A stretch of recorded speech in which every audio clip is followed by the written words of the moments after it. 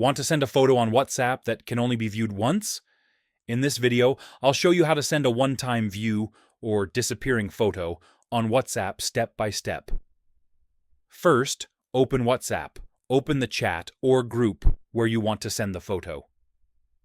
Tap the camera icon. You can either take a new photo or tap the gallery icon to choose one from your phone.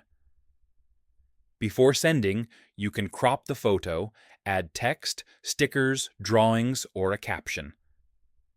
Next to the caption box, tap the small one icon.